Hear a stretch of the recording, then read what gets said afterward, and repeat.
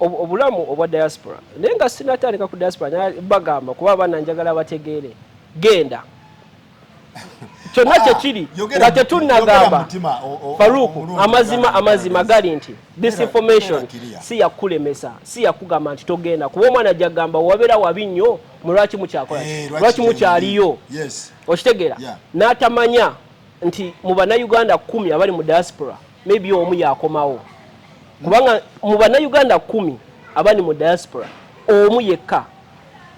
yasobola okulinya ne Kampala once a year diaspora ngangase yonna nti ayina obusobozi obusasula rent oba mortgage car insurance n'agiteekawo bw'aba alina ne payment n'agiteekawo buli kimu n'akireka nga kiri set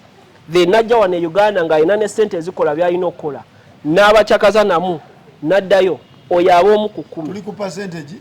omu ku 10 kubanga nti wabuli omu alina abangi bamanyi abaagenda bameka abaali bakomyewo kati omuntu yenna nga osobola okubala weebuze lwaki bali tebakomawo lwaki bangi abagenda sintiri kudda kukyala nze nkusomere math ogambye twagala tukube ekibalo kino ongambye ku bannayuganda 10 abali mu diaspora oba oli Germany oba oli UK oba oli Canada oba oli China oba oba Japan oba America ku 10 kwandibaako omu ayinza okudda e Uganda mu mwaka n'abeerawo omwezi gumu ng'akyakala ngwera omuntu ng'omusama bwe yandibadde bw'oyinza okubeerako omu ku 10 kuyinza okubeerako omu kiva kuki kati tujjewo n'ekyempapula okukigonza tugambe abalina empapula ngenda kukozesa America as an example. Yes. Average person abantu nga bakulu ng'olina omwana omu oba babiri tukozese abaana babiri. Yes. Tiketi ya 1500 eze 10 ezi tutandikiraawo 13 zina okusooka neziruma ez'abaana. Tiketi 1500. Nti tugambe kuba abaana ogenda balekera. Abaana babiri buli tiketi ya 1500. Bana babiri 1300. Gattako neyo omuntu omukulu. Nya 5. Awo tetu kubana oyina abaana babiri ogenda kwetagoleka ennyumba yo nga nsasule. Ennyumba ey'abaana babiri ekitone nnyo mu cities town states ezisinga 2,500 eza dola. Teeka wali oyina ka payment tugambe ya 15,000 teeka wali oyina insurance teeka wali okitegeera ogenda tambula bino byonna olina obbirekawo katukubiremu ekibalo ekyambo otegeere lwaki abantu tebajja nti kati awo abantu abasinga alina olekawo omutwalo ogwa dola tannalowooza nakuzagenda spendinga Uganda omutwalo gulina oluma okukomawo nti so that bwakomawo ebintu byekubikola ki weebiri ate oyo omuntu alina okuba nga alina omulimu nga ebiseera ebisinga alimu obutendeke we yabasobola omuwa omwezi n'akomawo ng'omulimu ki weeguli oba okitegeera kuba bw'ovaayo ne weegoba ojja kudda omulimu tegukola ki teguliiwo anti emirimu gyegiri naye tebakuwa mulimu ate kutekinga vacation baagala okole baagala kuwa vacation ya 2 days okitegeera baagala kuleka ku Lwokuna nga ku Mande okola ki okomawo bo bagamba omwezi ebya Africa tebabimanyi kati Faruku abantu abasinga bali awo yeyo gye nagambye 90% nti obusobozi nga balina empapula balina akatabo empapula tubijjemu obusobozi financially tebuliiwo ngate nga nkola buli lunaku okimanyi nti no Americans abasinga bali $5 away from bankruptcy nti kitegeeza check emu bwetajja adda ku street kubanga Faruku wenzo sanga omuntu ng'akola omutwalo omwezi nenga spendinga gumu kitundu ekitundu nga kiyitamu credit wasula family abaana kati daycare omanyi cost ya daycare Massachusetts average cost ya daycare ya 10 ezi buli mwezi kati buli mwezi ku mwana muto myaka 2 myaka 3 milioni 10 ze Kampala zosulayo wali 12,800 ku 13 kati abantu batuuka Uganda ne bajesonyiwa ng'akatabo weekali n'ajesonyiwa n'agamba abaana bagala vacation n'abateeka mu motoka n'abatwala e New York ne bamalayo weekend emu nadda buli kimu ne kiba fine. Omanyi Uganda okusitula family y'abaana babiri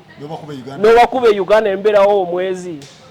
abaana ogenda baleeta bagamba omusana mungi bagala SC ogenda ku Sheraton donizera nga babaleeta balina sente era buli muntu aleeta abaana mmanya alina sente ekyo just by default buli muna Uganda ajja n'alinnya wano eno n'amalawo omwezi n'amala n'addayo omanya kyogaa n'omu nsobola okweremwa okwereeta Faruku osaaga n'omu osobola okwesita owerera nga teweesobola nga sisobola kwejja mu Amerika nga teweesobola nga nze nzekka anti Faruku soko otunuulira emirimu njagala otunuulira emirimu egisinga gy'osobola okufunirawo wallahi tebagala oveeyo baagala okole era bakuwa omulimu oyongera okukola America eri capitalism bino ebyakugamba muno ate ki wano Uganda woogenda okukola mu dduuka n'osanga omuntu nga yeebase ku ssaawa 8 n'omuyita n'akubuza nkuyambe ntya naye ng'ali ku mulimu nkugambye Faruku okeera ku makya motoka yo n'ogyesendera n'ogimalako essaawa 2 n'ogirongoosa obimanyi n'osooka okolaawo waaka n'ogirinya n'ogenda n'ogivuga oba lucky nga wasomamu n'okola awazo 8 n'ogizza oyagala kuŋŋamba nti muganda wange Mawa asobola okuva wano e Uganda n'ayingira America naye nga buli nnaku tumulaba akola naye ne yeeremererwa okwereeta e Kampala ekyo kisoboka nnyo ate jjukira mulimu ne abagezi bakikola naye mulimu n'ensobi obukodyo ne America nayo ngezi bakimanyi obwonojja ne bakuwa bwi sente n'oddayo singa system yali nyanguto osokola sente nnyingi n'oddayo ekonomi yaabwe batekola so balina okuteerawo obunyeebwa okusigaza mu system credit card kwekakanyewa number 1 kanvumisiza ku TikTok naye nnemerako credit card eyo credit card ewooma Faruku credit card ekola etya Faruku omanyi okubeera n'ogenda mu banka ne bagamba eyo kaadi kuliko 15,000 gwamanyi genda ojooge naye ssebo newe kiba buli doole mu gy'ospeninga egenda kudda mu doole ezi akuwamwezi okubaamu obeeremu n'akasente era baagala anti kati jjukira to continue to keep the American dream alive baagala n'omunaku afiiringe ng'akimeekinze nti Faruku amazima nyinza okwasobola ku affordinga G-Wagon ya mitwalo 12 naye ate omuzungu ajja kukugamba kangikwazikemu akusooka akukuba ebbiiru ya $2,210 a month ekutuulemu naye oli omuyaya ajoga nti ne bw'ogisasula omwaka gumu agikima n'omwaka n'atagukuddiza gw'osasudde n'agitwala kati kino ekintu kirimu nnyo ne psychology n'engeri gye twakula bw'okula ng'olina need okuza olaba abagagga okuza olaba abantu obulamu bali mu bulungi bw'otuuka mu America obwongo obugamba ki nakati otuuse naawe kola ki weeyagale lwaki obonaabona ng'osobola okitegeera America bwetyo bwekola bweyagala n'omwana n'aba ng'alina essimu ku looni engatto ziri ku looni entebe ewaka eri ku looni nga ne Faruku ne underwear osobola ogifuna ku looni bino byeyogera oba kati nze byebulamu obwaddala bwebulamu obwaddala wakubeera kati mulimu ku exposing nti waliwo omuntu ajja okujja akiwakanye because kyalimu era buli gwolaba nga akiwakanya because kimutuddemu osobola obeera mu bulamu nga bonna mabanja ate kasita olekerawo okukola byonna bikola system ya credit ekola as long as you continue to work era kuba wiiki ejja nga bakuwa chekeyo ya 5 ng'obasasula okitegeera so kikwanguyira osasula naye misinga mu wiiki egi nyumba toto oba tukyasobola kati ngende nga ndi ku kisenge nga nvudde wano Uganda enkubye ntunze ebinyeebwa ntunze ku ngoye nkubye kamera nvuze akagaali boda gaali anti ozimanyi buli kimu nkikoze nga mu butuufu Uganda ya Museveni enkubye ku kisenge oba ngende why nkola obusente bwange $5,000,000 zijja kanziruke ngo obudde bukyali $5,000,000 nyingireyo ntya $5,000,000 kirowoozeeko nnyo ng'okola $5,000,000 nga n'omwaka guwera ng'ozikoze buli mwezi wandikirowoozezaako nnyo ddala ng'olina family. Sacrifice is too much. Otandika from zero. Okitegeera otandika from zero. Faruku omulimu gw'omuntu gwakola wano oguma $5,000,000 omuzungu tagenda gukuwa agenda sooka kugamba soma. Okitegeera kati obanga oli muntu mukulu wamala dde osoma obulamu bwo bubadde butambula olinawo akamotoka olinawo ennyumba eyiyo ng'okola $5,000,000 teri kiri stable ate ki ekiri stable teri kiri stable mu nsi ate kati singa tuli stable singa olowooza tuli bwe tuli era ne sente zino zijja because you have to continue working. Nothing is stable. Kyogamba byebimu bifaanaganamuko bintu byenfuna anti kati Faruku n'endowooza erina okubeeyo omuntu nga aluddeko mu diaspora waliyo abantu bano ba myaka 2 akyazuula buzuuzi bino ebintu era nze ndabye mu conversations zaffe abantu ajja n'agamba but that's not true. Nze nsooka mubuuza woli omazeewo bbanga ki bwangamba myaka 2 osimuwa budde myaka 5 osimuwa budde kubanga excitement ekyaliwo. Nze njaku example we nagenda mu US nasanga waliwo omukazi afuluma n'agamba America njikooye nzira Uganda nagamba nze sirabangako muntu mulwadde mutwe ng'oli mukazi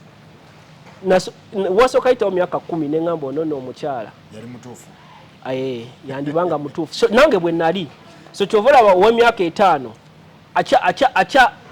akyanyumirwa okitegeera America esooka nnyuma akyanyumirwa ye kati ye waagendako e San Francisco bwagendako e New York bwagendako e Miami bikyali exciting to them but after 10 years ng'obaddeyo ng'otansolowooza ku future n'ogamba naye nkoze emyaka 10 omwana ne Kampala abavuga boda n'agula poloti omanyi nti wali America nga yandiyagadde naye nga poloti teriiwo tagirina poloti $2,000,000 ninga sente asobola ozikwata bulungi nnyo oba okitegeera so kati bino bisukkamu okugamba nti onyingiza nyingi okuyingiza oyingiza naye mmeka z'osigazaawo ezizo kati tukibale bwe tuti Uganda y'ensi inawa major city Kampala nti waliwo osoopangisa $10,000 okitegeera within the city kubanga buli nsi the city opportunities ezisinga ziri mu city omuntu mu Uganda osobola okukola $10,000 olunaku oba okitegeera kakitegeeza nti in one day it's possible okola sente ezikubeezamu eyo city for 1 month. Look at any other major city teriyo muntu kale gye bali of course naye bantu omuntu wa bulijjo tosobola kukola sente zisobola kusuzamu eyo city for 1 month oba okitegeera so kati tebikomparingibwa naye at least osobola contrasting nga n'otunula n'ogamba nkola $5,000,000 e Uganda nsobola okusula in a major city nga nsulira $10,000 okitegeera so a huge percentage Uganda osobola okulya emmere ey'$3,000 okitegeera so onaakola $5,000,000 bw'asala obulamu bwe nadda ku muntu wa wansi asobola okukola bingi byosinga nze akola $1,000,000 naye nga ate nfulumya nnyo without choice nga sina choice because car insurance is not a choice okuba nti olina owetaaga emmotoka okutuuka ku mulimu is not a choice oba okitegeera agende omuntu agende naye nze wa $5,000,000 omuntu ng'olina amaka olina family oli muntu wabuvunaanyizibwa byo ebintu binyuma nnyo ng'oli mwana muto oli muvubuka osobola okusulako ku kawuki wansi naye otuse emyaka amagulu owuliramu amasannyalaze bagenda kugamba weebakaawo weebakawo omundi gumu oleme obeere nga tosobola yimuka ofiire ku mulimu omuto ng'olina amaanyi okyasobola osulako wansi osobola okukeera mu bunnyogovu n'okyapa genda omuntu omukulu osalako obulamu bwo abasinga mugamba diaspora enkaaba diaspora etunyiga naye temudda kyova olaba naffe tulemezzaako tuganye ogikwata buleki tugamba katujjeeyo tulabe kubanga buli akaaba tewali adda buli akaaba badda Faruku bakomawo anti badda naye engeri gye baddiramu tetujagala engeri gye baddiramu badda bafu abaana badda Faruku nsobola okugirayo WhatsApp abaana bafiirayo abaana bafiirayo abaana bagwa eddalwo ge mazima mu diaspora ge mazima nga lijja litieri wano about depression Uganda tetugirowoozaako nnyo nti olaba wano ffenna wano we tuli bannange olina okulanga okufuna mikwano gye etaano Faruku nti mujje nyina birthday kati no ffe birthdays bwe tukola ozze kyekiriwo nkulabye gift yo yiiyo emmere yange kangiparkinge ngenze ku shift nadduka Faruku abantu avuge akeera ku makya n'akola ka breakfast cake yekka n'akalya n'anaaba ne yeetegeka n'agenda ku mulimu n'akola n'avuga mu mmotoka ye atuulamu bw'omu okitegeera n'avuga emmotoka ye n'addayo ewaka n'akikola mwaka ku mwaka sama nejja ne bamugamba nti omulimu gwakola alina okukola weekend oba every other weekend emu n'agendako ku kabarbecue kyobola abantu mu diaspora ebiseera ebisinga oyinza omusanga ng'omukubira naye nga tayagala nakwogera obwongo bwo eventually butandika okumanyira okubeera weka okitegeera kati osanga nti n'abantu abakikubye ng'alina ssente oba ne ssente naye ng'oli weka okitegeera omanyi okuba ne ssente nga nze Faruku okulaba ninga alina okugula ku mulimu gwo kubanga nze nyina ssente fine nze nkoze byenkoze ensomye nyina omulimu weekend kwendi naye weekend ogenda kuyamba ki nga bonna bakola okitegeera naye wano Kampala ne weba Mande ku ssaawa 7 n'obayisaamu essimu bonna bajja kansuubira nti ekituleeta mu diaspora sente Faruku sente si bulamu sente yetuleeta buladi anti sente girako ebirala anti Faruku singa mu America ogenda n'okola sente nekikoma okwo but egirako ebirala okitegeera jjukira sente olina ozikola but okola sente olina okuyingiramu eyo system olina okuintegratinga olina okyusa olulimi olina okuunderstandinga abantu bwe bakola bwe batambula America si kicuba nga bw'ogamba nti no bakututta ogenda okola emyezi 6 oba wakutadde mu kiyumba olina okuyingira mu system olina okutandika okutegeera omuntu mu America atambula atya oyogera otya bantu ki boolina okwogera bantu ki boolina okwewala okitegeera nti like bingi omusirikale okologana atya n'abasirikale oba okitegeera sisobola siibula bantu bange ne bagamba myaka 2 nkomawo nazo tukole ebyaffe tosiibula toyogera tosuubiza bw'oba ogenda mu diaspora genda naye abantu bo era ino information ya kusettinga realistic expectations gamba abantu bo nafunye omukisa ngenda mu America sibeerangayo ko simanyi bintu webiri naye kangene njiye oba okitegeera so bw'otuuka eyo embeera n'ezibuwala nawe towulira nti onyigirizibwa because amazima waleko bagambye oba okitegeera naye wova wano nga maama omusuubiza maama kangende nkole ngenda kuzimbira ennyumba maama naye n'agamba omwana ali bweru kandye looni oba okitegeera so eno information erina kuyamba to set realistic expectations omanye nti genda n'ebino ebintu bizibumuko okusinziira ffe bwe tubiraba ojja kutunuulira nze Paradise nkomyewo e Uganda olowooza naye bw'ojja okubeera naye weebuuze nyina baganda bange abalala bo bajjanga nze weebuuze nyina ba anko bange abalala oba okitegeera bo bajjanga nze lwaki nze nsobola okujja kati gwe kyogamba ogenda beeranga nze oba okitegeera gwe kyogamba ogenda kutunuulira omwazze oleko omwenda oba okitegeera so kati ebyo byonna mu mind yo ogenda obimanyi n'ogamba nzize kankole bw'obanga goolo yo yakumala mu America oba myaka 5 gyonna gy'ogambye then ffe tusobola okukubulira by'olina okwewala first thing tozaala bw'obanga ddala ogambye ngenze mu America emyaka 5 njagala gifuluma tozaala ozaala kati America ekulinako obuvunaanyizibwa ozadde omwana kati ekukutte bw'ojjayo credit card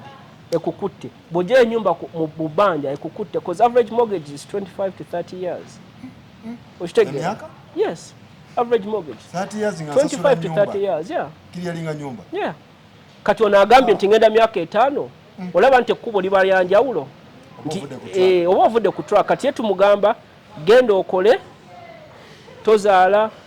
ebya dating tobiwa nnyo obudde teweegatta nnyo n'abantu fokasinga ku ssente ate omanye nti togenda kufuna ssente nnyingi omanye nti no myaka 5 oba oggyeyo miliyoni zo nga 150 oba miliyoni zo 2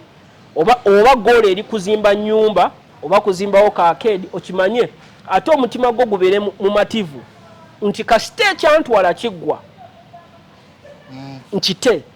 naye ate obuzibu ogenda facinga challenges abana abantu abagala eza system yagala okukipinga ng'okola okitegeera so ogenda manya ogenda kulwana ogenda mu lutalo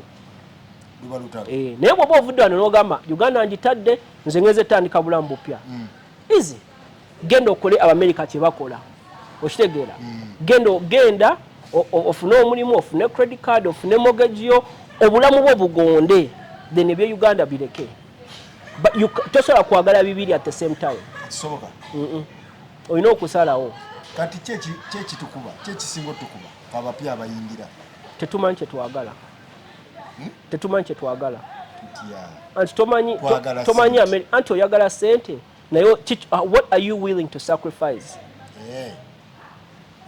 nti Faruku waliwo ebintu waliwo sente ozaagala naye waliwo kyebayinza okugamba okukola n'ogamba ekyo sijja kikola ne wemba nzaagala nnyo okitegeera kati fe ebiseera ebisinga okwagala sente tetumanyi na lwaki twagala sente Faruku oyinza ogamba oyagala sente kati omuntu wakwa miliyoni 5 toddamu kukola buli kyobadde okola okireka because sente ozifunye kati America ya akulaga nti mu bulamu waliyo purpose yasukka ku sente kyoba Abamerika bagaba cause otuuka level nga sente si kyekizibu nga nawe weebuuza kyekyatondebwa mu nsi nkolamu ki kubanga kati bw'oba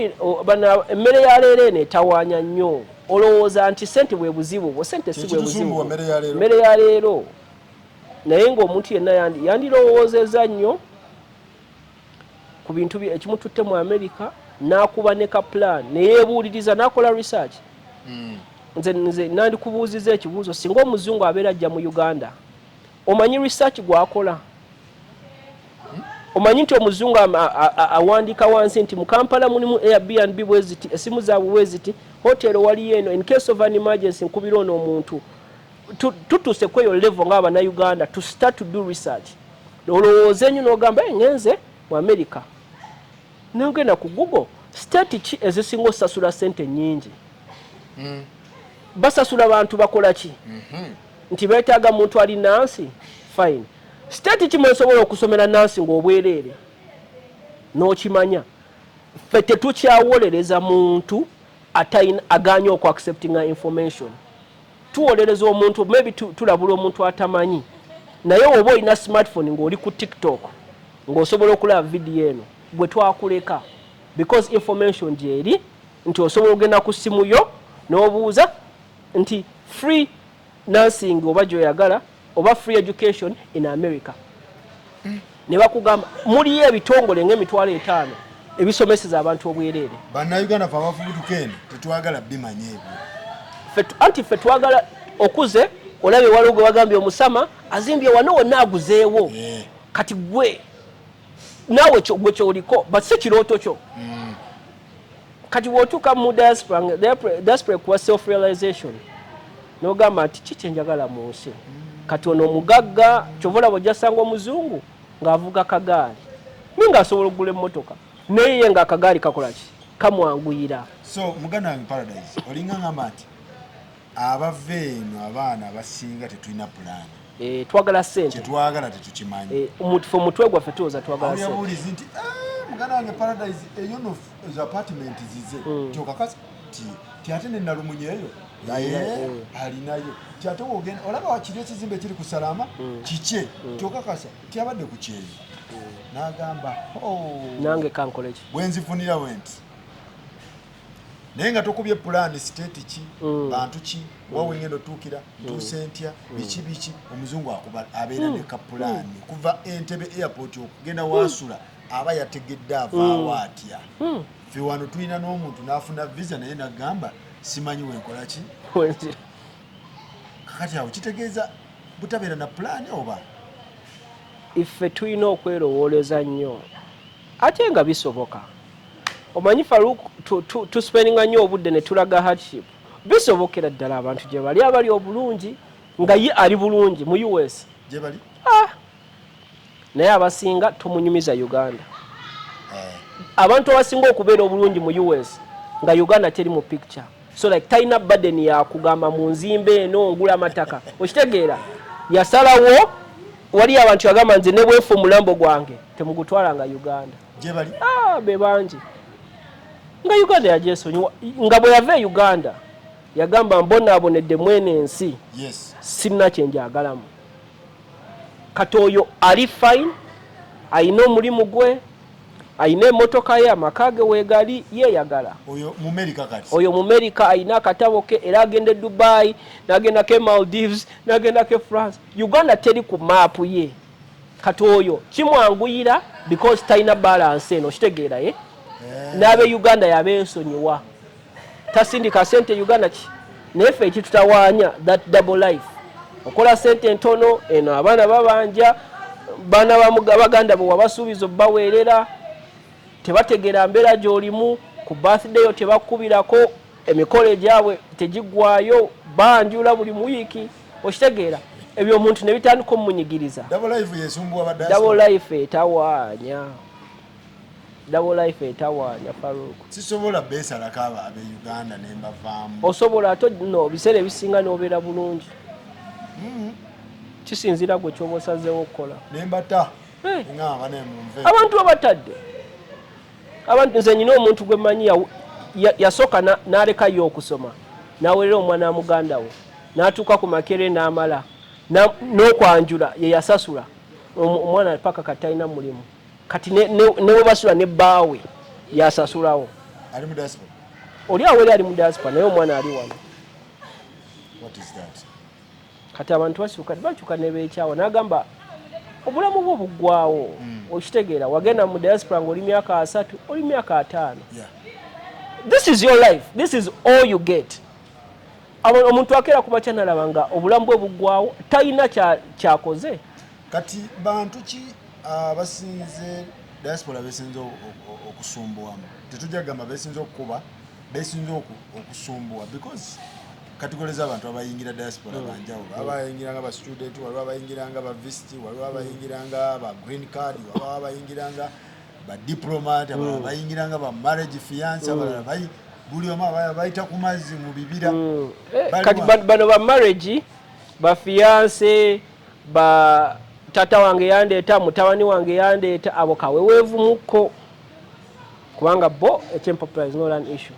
bo ne myezi 6 baba basobola okudda kitegeera kati awo bo kyanguwamuko bano nzize ku overstayinze visa yange ba asylum ate ekisinga obyonoona ng'okuze Farouk ng'okuze ng'oli muntu mukulu emyaka 45 waggulu myaka 4 kiki oba olede embeera zo gwe ng'omuntu oba ozitegedde okitegeera ono omwana owa 25 mwangu nnyo wakukyuka n'olulimi lumwanguyira ne style zimwanguyira kati nze nga for example nagenda ne mutonyo byanyanguyira nnyo okitegeera naye kati omuntu omukulu Farouk oba otuuse ng'obulamu obuseetudde olina engeri gy'oyagala ebintu by'okukolebwa ogende ku mulimu bakuwe manager nga myaka 19 naye nga yali mu kukola ki yali mu kugamba kola wano nga kwembe biki by'okola okitegeera siimula wano genda for break kankomewo make sure osimudde wano kati gwe omuntu omukulu oyinamu kino ekintu okitegeera akaana akato okitegeera so bitawaanya nnyo n'olulimi okuze olulimi lwangu luzibu nnyo okyuka kati ewaffe okimanyi nti yes boogera luzungu naye oluzungu lwaffe lukolaki lwawukanamuko kati omuntu omukulu kimuzibuwalira nnyo kyusa okuunderstandinga culture okubeera able to communicate because America ayagala nnyo communication bizibuwalamu nnyo ng'okuze muganda wange Canada neighbor wamu North America mufaanagana si kyekiriyo kyekituufu kuba abannayuganda abasinga kati wetusonga waliyoko naliyoko nayo muganda wange Ricky Henry ali bulungi akikuba content creator yakyasinga ndowooza kusaza lya Canada awo Toronto ali Toronto ali Toronto agamba kiri ali bulungi talina mutawaana. Okay, so Canada wagendayo kyekiriyo? Canada njagamba Toronto kuba nagenda Toronto. Embeera yaayo ku bantu abapya si nnungi ge mazima. Embeera yaabo ku bantu abapya abasinga obungi gwaliyo ng'oli mupya ng'embeera yo nnungi sigo gwe twogerako. Naye njagala nsooke neebaze Church ya Dominion kubanga yesuza abantu. Bwe naliyo neerabirako nalaba nti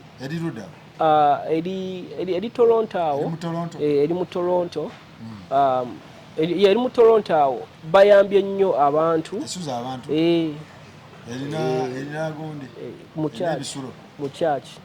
Mu church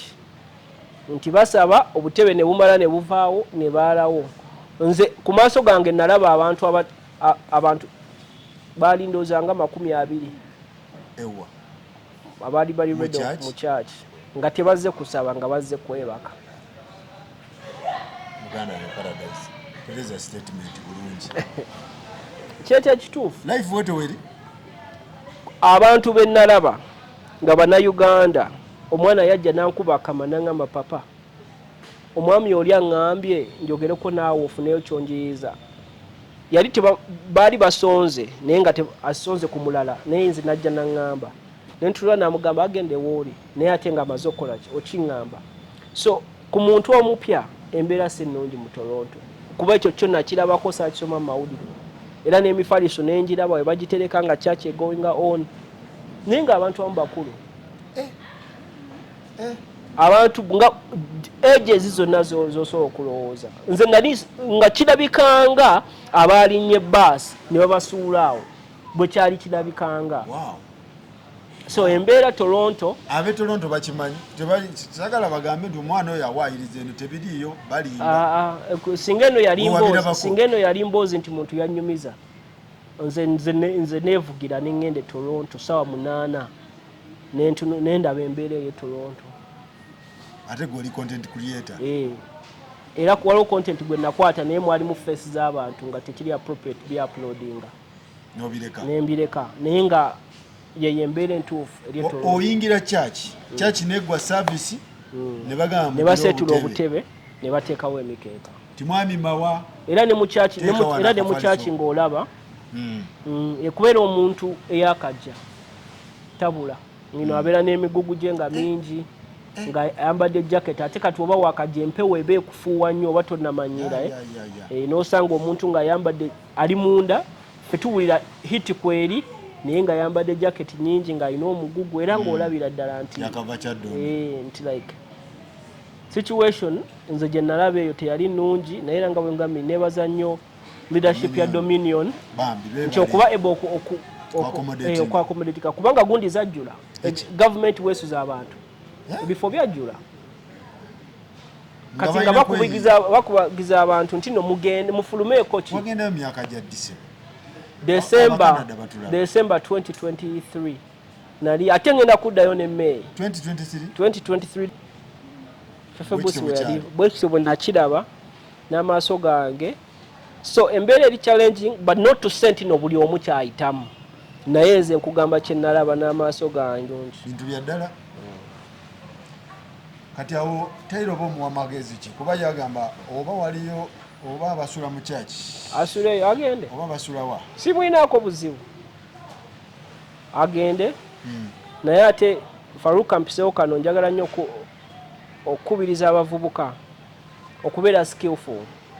Yonna gy'ogenda kasita oba olina skill ng'olina ky'omanyi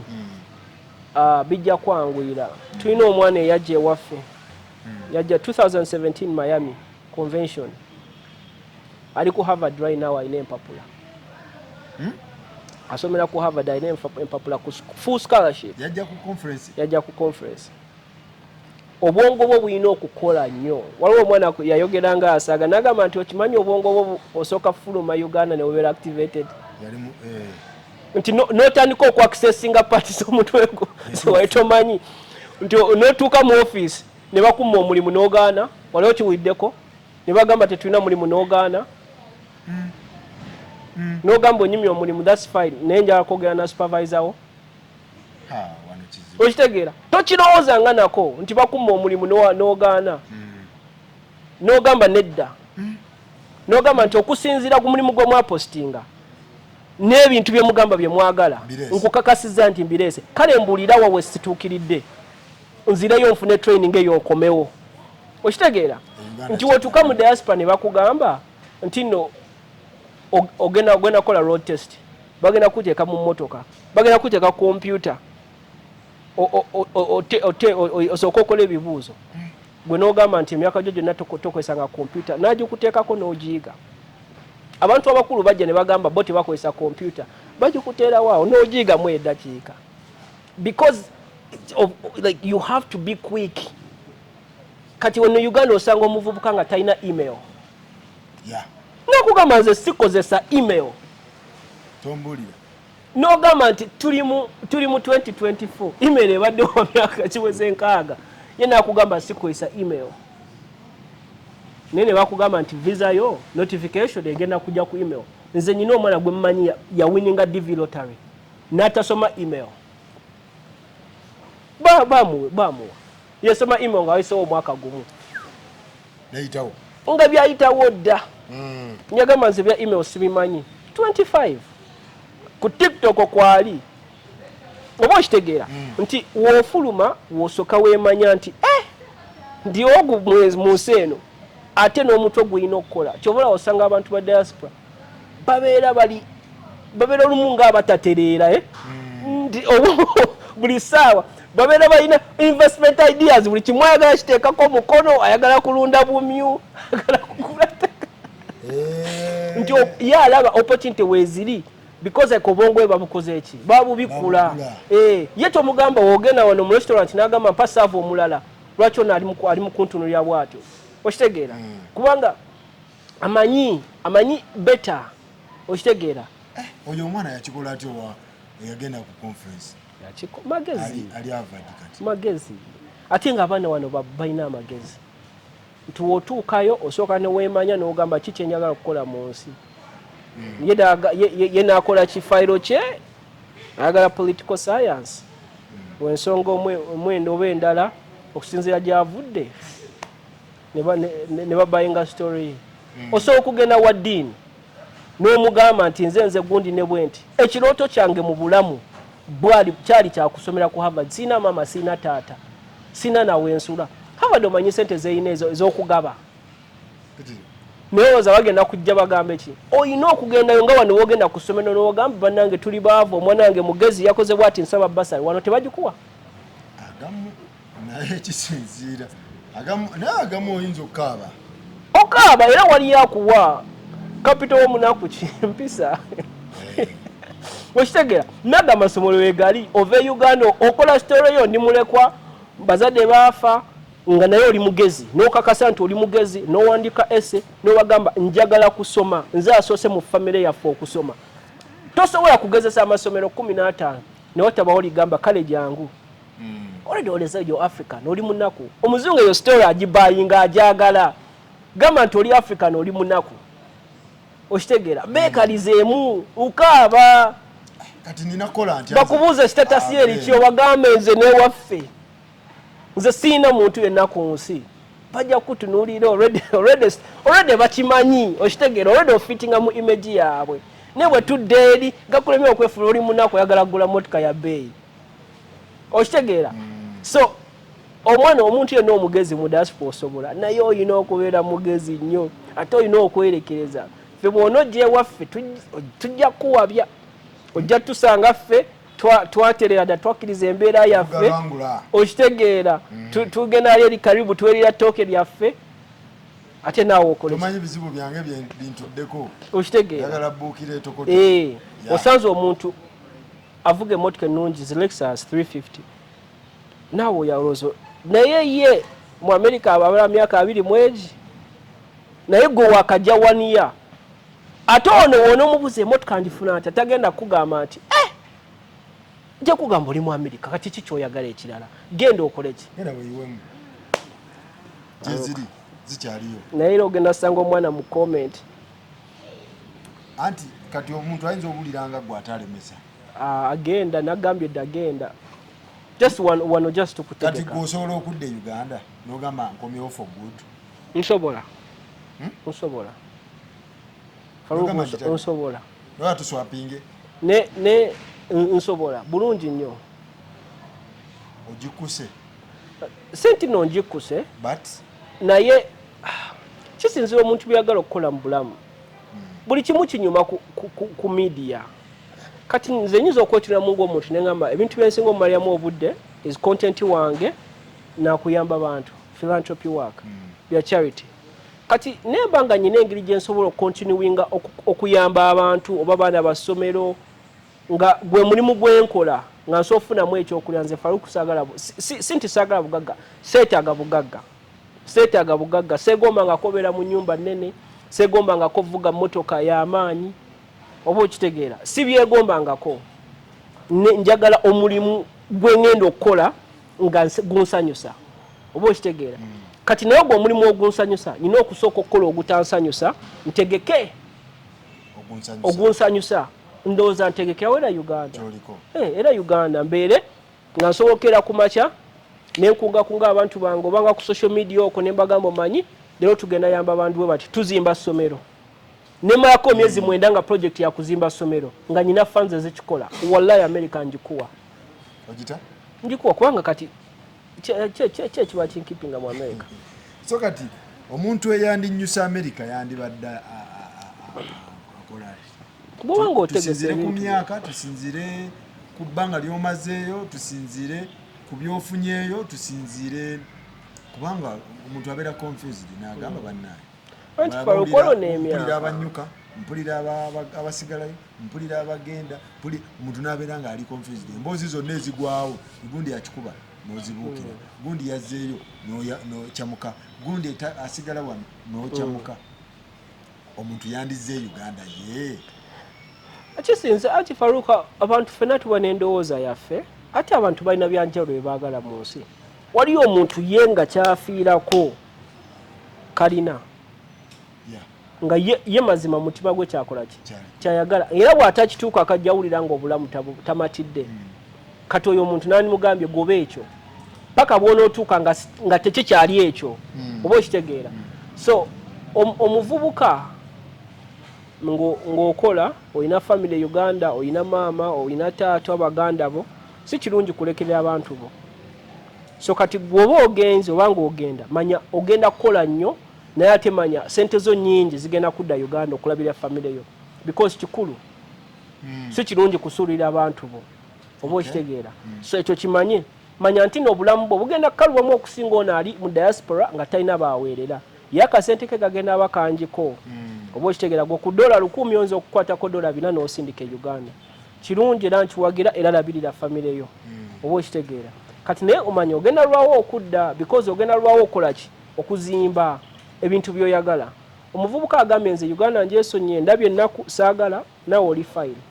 genda yonna gy'ogenze yiga olulimi setolinga oba weefunire omuzungu wo muzaale abaana mubeere happy bayinza n'obutakuza Uganda ng'ofudde n'ekyo nakyo kiri fine naye kati omuntu gwe kitawaanya ayagala byombi America ogyagala ate ne Uganda okola ki oyagalayo maama omuzimbira naye ate oyagala gula nnyumba mu America olina abaana mu America naye ate oyagala bayigiriza their culture mu Uganda ebiseera ebisinga obudde buyitawo ng'okola ki ng'obalansi nga nze manyi abantu bangi bazaddeyo bane ebweru namugamba ebya Uganda it's not a big deal to them mbomwana wo tayogera Uganda naye nga tekimukwatako nga yagamba focus yange njagala omwana mukuze nga mu America kati gwoyinza omujajinga naye jjukira bw'akyuzinga ekyo aba yiggyeko kazito aba teetaaga leeta abaana Uganda oba okitegeera so kati nsooke ntereezewa wembeera oba gye nava omutima gwo gye guli because omutima muzibu gwa kukyusa nti bw'obeera ng'owulira Uganda ogyagala nga wali abantu abamu ng'ali mu America naye nga tava Uganda ng'asiba ku mawulire content yena gwa consuminga nga ne omubuuza president wa America ayinza okulwawo mutegeera kuba ye ali Uganda kati oyo ate womugamba gula ennyumba mu America ogule fune mortgage ya myaka 25 tekifitinga in line byayagala oyo gwe ngamba buli mwaka ddayo Uganda ogule bupoloti bwo okitegeera oteeka omutima gwo we guli yeyo video gye nakola nti what is home home yewa home mutima gwo eguli nti kati bw'obongoze mu Uganda nga kyosinga okulowooza America then Uganda maybe see yo ate buli omu amanyi waali buli omu amanyi mutima gwo buli omu amanyi wooli nti wobera nga owulira nti America ojagala nnyo obadde emyaka 10 naye owulira lino ggulu ku nsi investing wa tekeri teeka mu America leka omutima gwo gudeciding decisions okola kati naye bw'osanga omuntu nga tava Uganda sawa binaali Uganda omugamba nti waliyo obwavu naye yayagala Uganda ate naye tojja mukyusa oba okitegera kubanga Faruku nze emyaka gye nagenda mu America nandibadde sidda Uganda nandibadde sidda Uganda I was 16 majority of my life ngenda kuweza 31 ebadde eri nandibadde sidda Uganda Uganda nenzije Uganda nyinza okujja mwaka emirundi 3